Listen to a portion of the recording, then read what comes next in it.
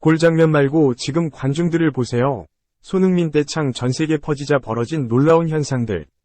전문가들 경악. 지금 손흥민의 가치는 상상 초월입니다.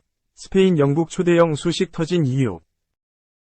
잉글랜드 프리미어리그에서 맹활약을 이어가고 있는 손흥민, 토트넘과 관련해 이색적인 기록이 조명됐다. 다름 아닌 빅 찬스 전환율이다. 손흥민은 해당 부문에서 가장 높은 기록을 보유한 것으로 알려졌다. 축구 통계 매체 후스코어드는 31일 오전 한국 시간 소셜미디어를 통해 손흥민의 이색적인 기록을 조명했다. 매체는 손흥민은 2023에서 24시즌 EPL에서 가장 높은 빅 찬스 전환율 85.7%를 보유하고 있다고 전했다. 빅 찬스 전환율은 결정적인 득점 기회에서 몇 골을 넣었는지를 비율로 계산한 값이다. 즉, 수치가 높을수록 결정적인 기회를 놓치지 않았다는 의미다. 손흥민은 올 시즌 리그 10경기서 8골을 넣었다. EPL 사무국에 따르면 손흥민이 올 시즌 기록한 빅 찬스 미스는 단 1개. 후스코어드가 조명한 빅 찬스 전환율을 함께 따져보면 손흥민은 올 시즌 7개의 빅 찬스에서 6골을 몰아친 셈이다. 이어 득점 확률이 낮은 상황에서 2골을 더 넣었다는 의미이기도 하다. 한편 손흥민이 놓친 빅 찬스는 지난 1일 열린 리버풀과의 EPL 7라운드 후반 6분에 나왔다. 당시 손흥민은 박스 중간에서 트래핑 후 반박자 빠른 발리 슈팅을 시도했는데 리버풀 골키퍼 알리송이 멋진 펀칭으로 막아냈다. 어려운 자세에서 나온 슈팅인데 해당 장면이 빅 찬스로 평가받아 팬들 사이에서도 위화하다는 지적이 있었다. 한편 손흥민은 올 시즌 쾌조의 출발을 알렸다. 히샤를리송이 부진한 사이 스트라이커로 자리를 옮겼지만 지난해보다 가파른 득점 페이스를 보여주고 있다. 10월에만 6골을 몰아쳐 통산 4번째 EPL 이달의 선수상을 품기도 했다. 8골 중 3골을 왼발로 넣으며 양발 능력을 여전히 뽐내고 있다. 토트넘은 리그 10경기서 22골을 넣었는데 이 중 손흥민의 비중은 36%에 달한다.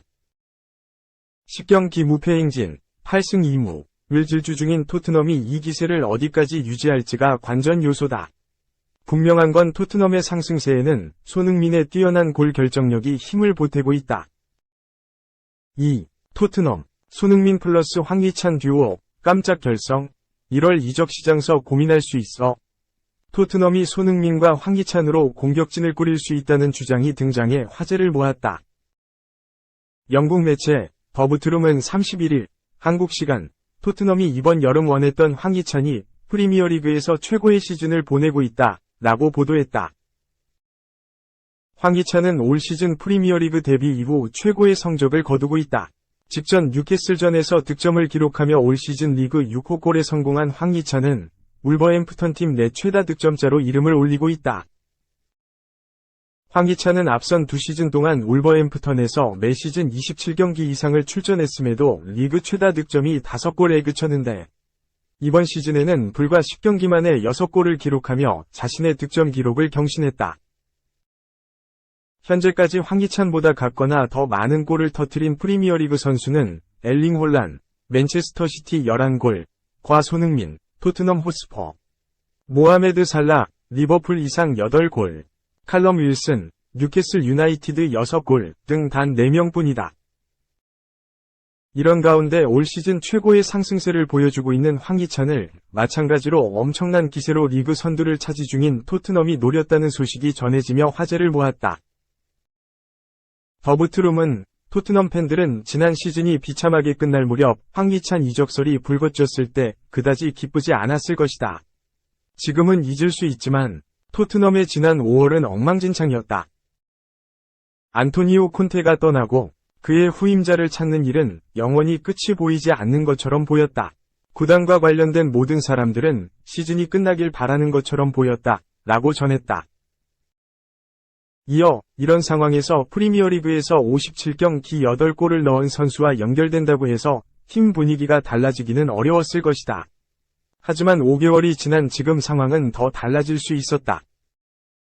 물론 토트넘은 리그 선두를 달리고 있고 안지 포스테코글루는 구단의 활기를 불어넣었다.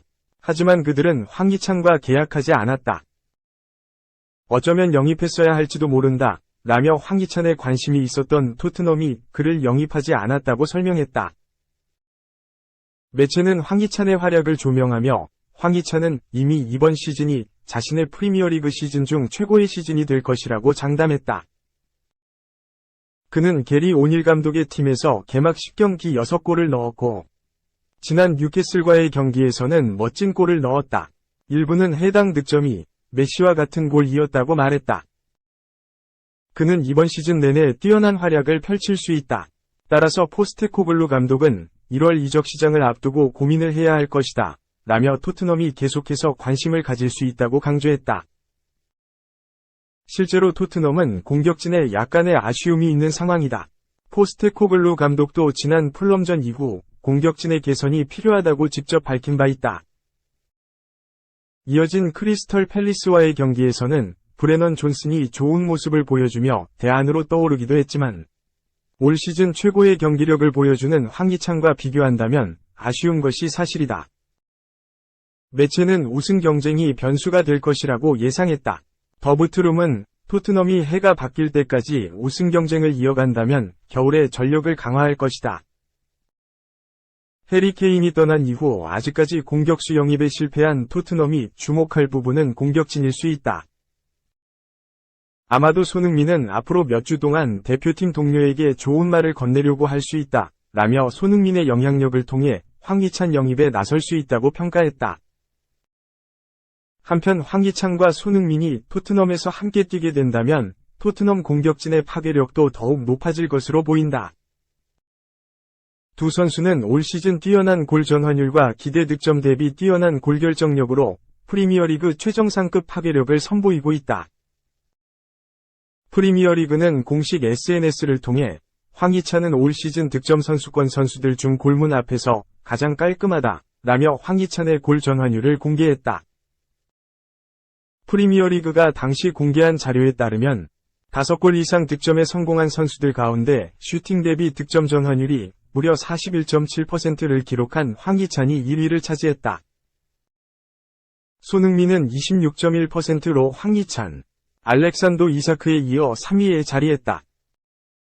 축구 통계 매체 옵타도 공식 SNS를 통해 골과 기대 득점 사이에서 가장 긍정적인 차이에 대해 전하며 손흥민과 황희찬은 프리미어리그에서 골과 기대 득점 사이에서 가장 긍정적인 차이를 기록했다. 그들은 프리미어리그의 어떤 선수보다도 골과 기대 득점의 차이가 크다.